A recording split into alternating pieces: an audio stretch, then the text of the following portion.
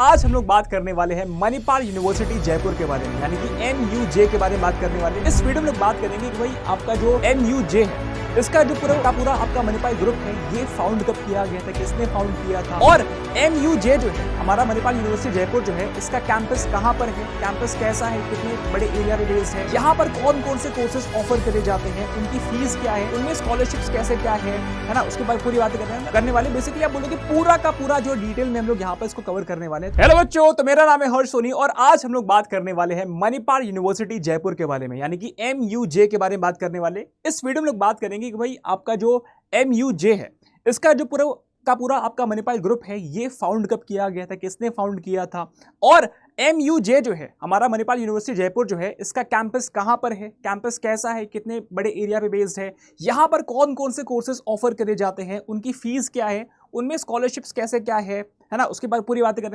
करने वाले। बेसिकली आप बोलोगे पूरा का पूरा जो डिटेल में हम लोग यहाँ पर इसको कवर करने वाले हैं। तो फटाफट से शुरू करते हैं और बात करते हैं यहाँ पर हम लोग मणिपाल यूनिवर्सिटी के बारे में, इसके ग्रुप के बारे में हम लोग एक बार बात करते हैं। ठीक है, तो आप देखोगे यहाँ पे मणिपाल यूनिवर्सिटी जो है ना जयपुर, ठीक है, MUJ जो है was form by the Manipal education and medical group, right, Manipal education and medical group, यहाँ पे ध्यान देना, स्टैब्लिश बाय डॉक्टर TMA पाई, ठीक है, और डॉक्टर TMA पाई ही है founder of Manipal group, right.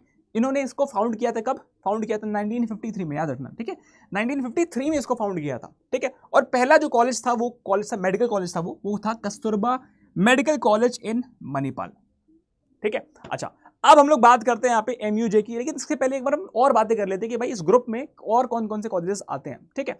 तो अगर हम बात करते हैं, Manipal education and medical group is an established leader in the field of education, research, health care in a span of 7 decades, मतलब कि भाई पिछले 70 सालों में इसने जो है यहाँ पे 3 लाख स्टूडेंट्स की जो है लाइफ को जो है ट्रांसफॉर्म करा है, ऐसा बता रहे हैं अपनी वेबसाइट पे। 59 कंट्रीज से यहाँ पे आप बोलोगे 3 लाख से भी ज्यादा बच्चों को जो है यहाँ पे ट्रांसफॉर्म करा इनकी लाइफ को। इस ग्रुप में कौन कौन से कॉलेजेस इंक्लूड है, तो आप बोलोगे यहाँ पे Manipal academy of higher education, यानी कि MAHE माहे कर्नाटका, ठीक, सिक्किम मणिपाल यूनिवर्सिटी जो कि सिक्किम में है, अमेरिकन यूनिवर्सिटी ऑफ एंटीगुआ जो कि कैरिबियन आइलैंड्स में है, चौथा है Manipal international university Malaysia, and पांचवा है मणिपाल यूनिवर्सिटी जयपुर, ठीक है। तो आज जो हम लोग बात करने वाले हैं वो हम लोग इसके बारे में बात करने वाले हैं, मणिपाल यूनिवर्सिटी जयपुर के बारे में।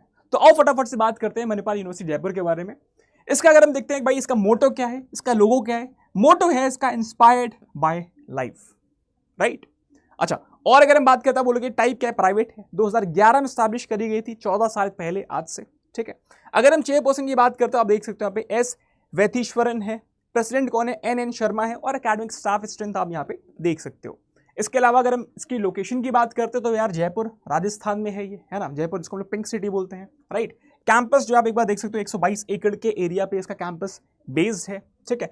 एफिलिएशंस आप देख सकते हो, वेबसाइट आप देख सकते हो, और यहाँ पे अगर हम रैंकिंग्स की बात करते हैं तो आर्किटेक्चर के लिए इसकी जो रैंकिंग है वो 33rd है ना। अब अलग अलग अब बोलोगे फील्ड्स में इसकी अलग अलग रैंकिंग है, अभी हम लोग रैंकिंग पूरा देखेंगे।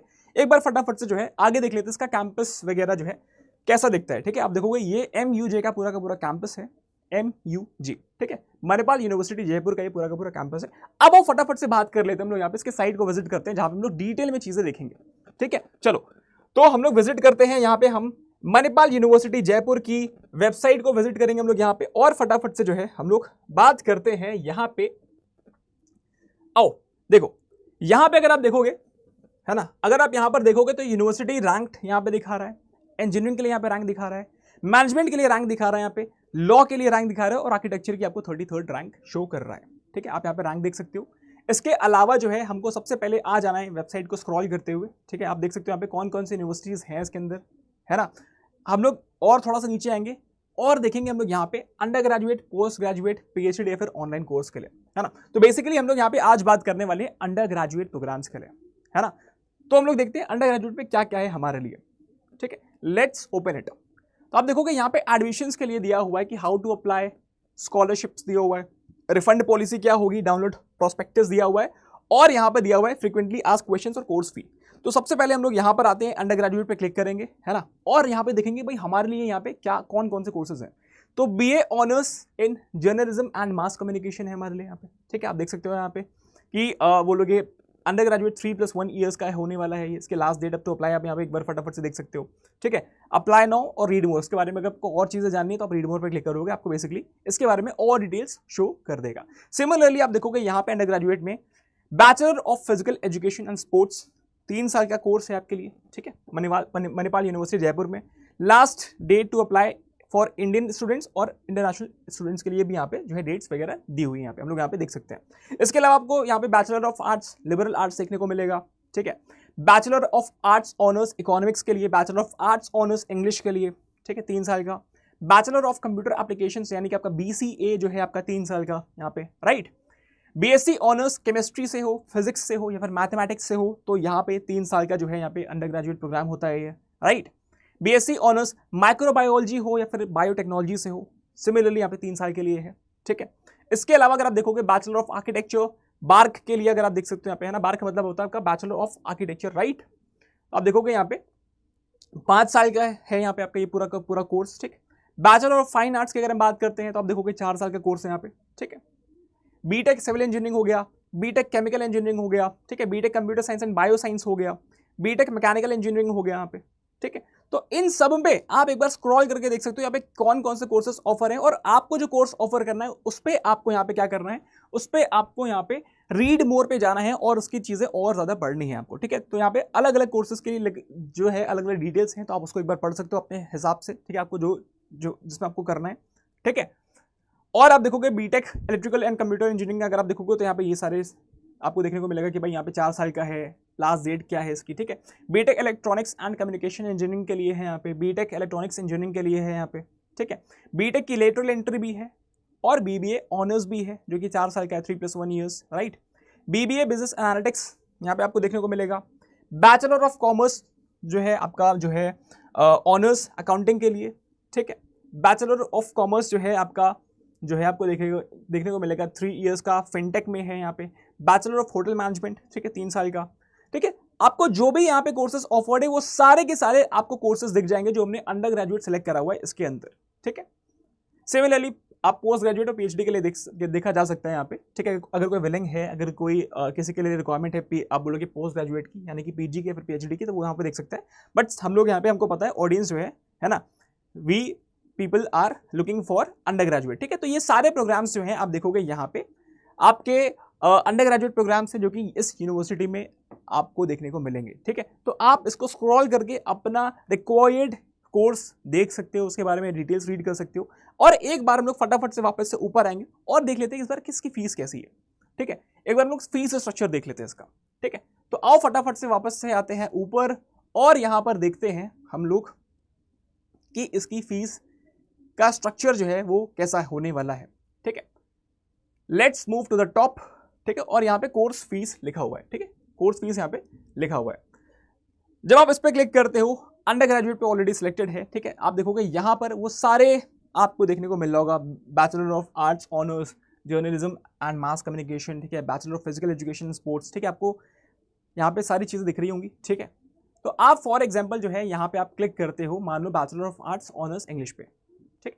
जब आप इस पर क्लिक करते हो तो आप देखोगे यहाँ पे क्या क्या शो कर रहा है भाई। यहाँ पे इंग्लिश के लिए शो कर रहा है कि भाई ट्यूशन फीस इतनी होने वाली है इंडियन के लिए, रजिस्ट्रेशन जो कि 1 टाइम होता है वो इतना होने वाला है, कॉशन डिपॉजिट जो है आपका इतना होने वाला है। अब ये जो है रिफंडेबल होता है कॉशन डिपॉजिट, ठीक है, ये एक सिक्योरिटी अमाउंट होता है, ठीक है, यहाँ पे लिखा भी हुआ है रिफंडेबल, ठीक है। तो ओवरऑल जो है यहाँ पे 96,000 का जो है यहाँ पे एडमिशन आप बोलोगे ओवरऑल जो है यहाँ पे फीस स्ट्रक्चर रहने वाला है if you are going for BA honours in English, ठीक है।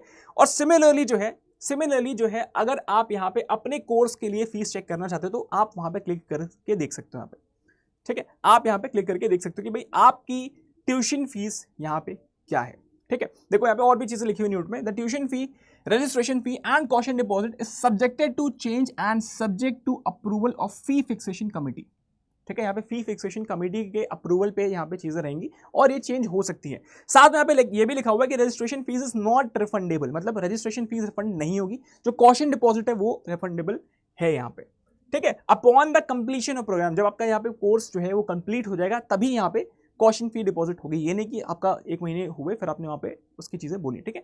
प्रॉपर एक बार हमको नोट वगैरह सब कुछ अच्छे से पढ़ लेना होता है, ठीक है। Fees can be paid through demand draft, drawn in favour of Manipal university Jaipur payable eight Jaipur. ठीक है, इसके अलावा अगर आपको फीस स्ट्रक्चर देखना है तो आपका एक और तरीका है, यहाँ पे एडमिशंस पे जाकर के आप कोर्स फी पे जाकर क्लिक करके देख सकते हो सिमिलरली। ठीक है, तो यहाँ पे हम लोगों ने जो है क्या क्या डिस्कस कर लिया, हम लोगों ने जो है यहाँ पे देख लिया रैंकिंग देख ली हमने इस यूनिवर्सिटी के अलग अलग फील्ड्स के लिए, है ना, और हमने यहाँ पे देख लिया कि भाई कौन कौन से कोर्सेज ऑफर करे जाते हैं, और यहाँ पे अलग अलग कोर्सेज की क्या क्या फीस है वो भी आप कहाँ से देख सकते हो मैंने आपको बता दिया। ठीक है, सिमिलरली आप किसी पर भी क्लिक करके आप यहाँ पे देख सकते हो कि उस कोर्स की बेसिकली फीस क्या है। ठीक है, अच्छा हम लोग वापस से आएंगे और बात कर लेते हैं कि भाई अगर आप इस यूनिवर्सिटी में इंटरेस्टेड हो तो आप इसे कांटेक्ट कैसे कर सकते हो, रीच आउट कैसे कर सकते हो।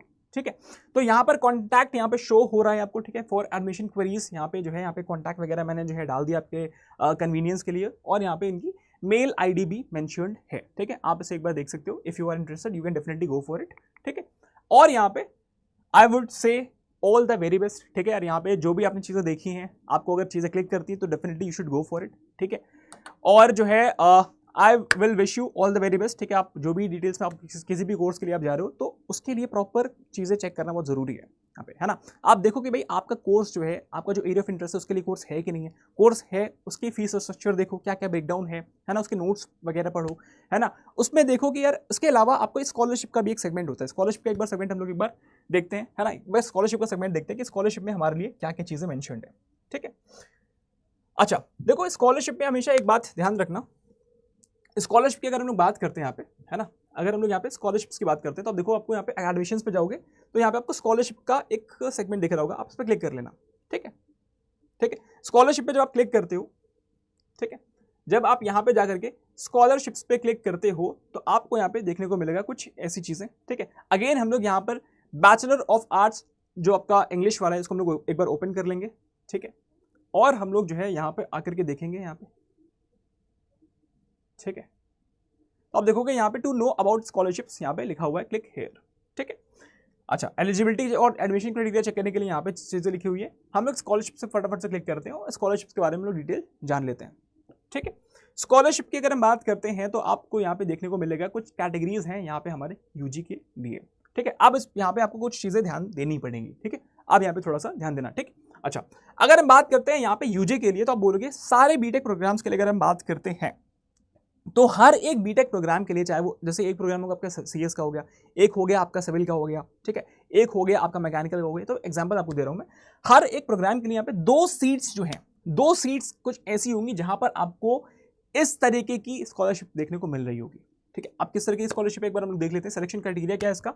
तो यहाँ पे क्राइटेरिया 2 क्राइटेरिया है, एक क्राइटेरिया 1 है आपका कि भाई आपकी टॉप 8000 के अंदर रैंक आनी चाहिए मणिपाल एंट्रेंस टेस्ट में, और दूसरा है यहाँ पे parents combined annual income should be less than 8 lakh rupees. ठीक है, साल की जो कंबाइंड इनकम है पेरेंट्स की वो 8 लाख से कम होनी चाहिए।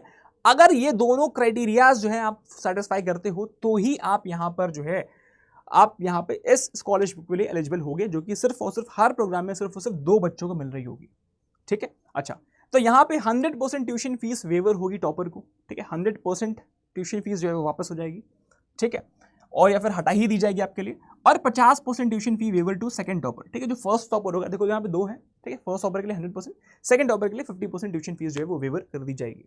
ठीक है, अच्छा इसके अलावा अगर हम बात करते हैं, आप यहाँ पर देखोगे टाइप ऑफ स्कॉलरशिप यूजी। ठीक है, अगर हम बात करते हैं यहाँ पे यूजी के लिए आप देखोगे अलग अलग बीटेक के प्रोग्राम्स यहाँ पे दिए हुए हैं, और यहाँ पर ये मेंशन्ड है कि भाई यहाँ पे 25 स्कॉलरशिप्स होंगे पर प्रोग्राम, ये हर एक प्रोग्राम के लिए 25 स्कॉलरशिप्स होंगे। टोटल स्कॉलरशिप्स 200 हैं क्योंकि भाई यहाँ पे टोटल 8 प्रोग्राम्स है ना, तो 25 × 8 करोगे तो टोटल 200 स्कॉलरशिप्स यहाँ पे दी जा रही होंगी। ठीक है, यहाँ पे कैटेगरी क्या है कि भाई यहाँ पे कैटेगरी है कि कैटेगरी ए है कि भाई आपकी 50% ट्यूशन फीस जो है वेवर करी जाएगी, 5 स्कॉलरशिप्स होंगी इसके अंदर। ठीक, कैटेगरी बी में आप देखोगे यहाँ पे जो है 40% ट्यूशन फीस जो है वो वेवर करी जाएगी। ठीक है, तो यहाँ पे 10 स्कॉलरशिप्स होगी क्योंकि भाई कम ट्यूशन फीस जो वेवर करी जा रही है। ठीक है, कैटेगरी सी में है 30% ट्यूशन फीस जो है वो वेवर करी जा रही होगी, इसके लिए भी 10 स्कॉलरशिप्स हैं।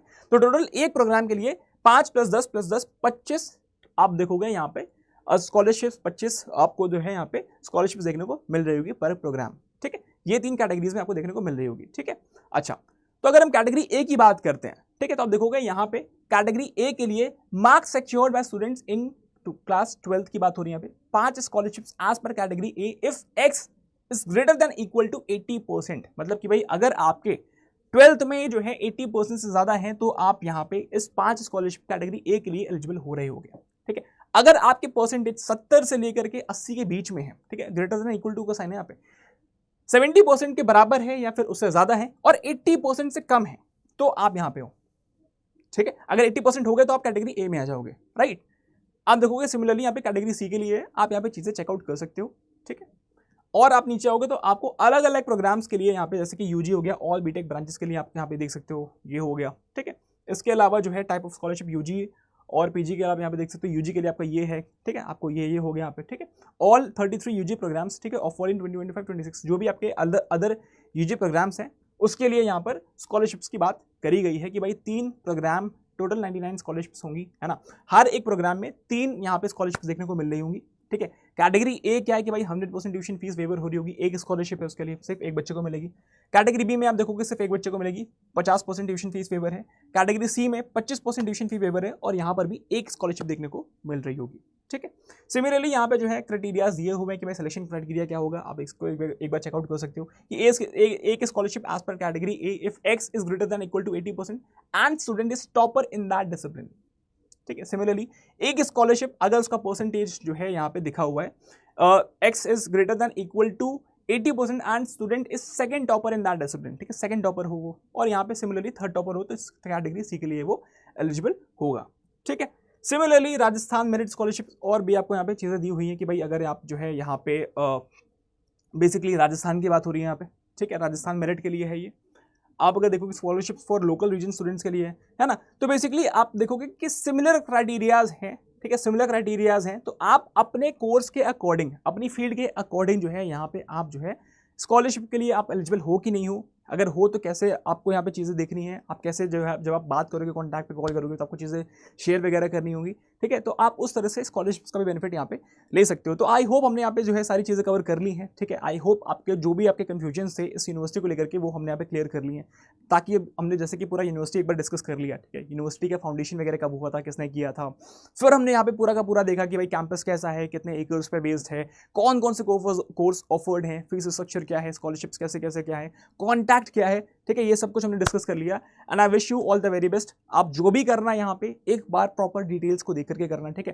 देखो आप अगर कोई फैसला ले रहे होते हो ना तो उसके पहले 1 से 2 दिन आप लगा सकते हो, है ना, because once you have taken that decision आपका वहां पर कुछ टाइम और कुछ साल और हो सकता है जिंदगी के सबसे खूबसूरत साल जो है वो वहां पे बीत रहे होंगे। तो दैट इज वाई आपको एटलीस्ट 1-2 दिन जो है प्रॉपर उस पर उस चीज पे, उस पर्टिकुलर चीज पे रिसर्च करनी चाहिए। यानी कि 1-2 दिन आपने बाकी सब पे भी रिसर्च कर लिया, नहीं, एक बार आपने सेलेक्ट कर लिया फिर एक बार रिसर्च करो कि बाकी सारी चीज़ों के बारे में जानो, फिर वहां पर स्टेप लेना आप जरूरी समझना, ठीक है। And I wish you all the very best, take care, bye bye, जय हिंद।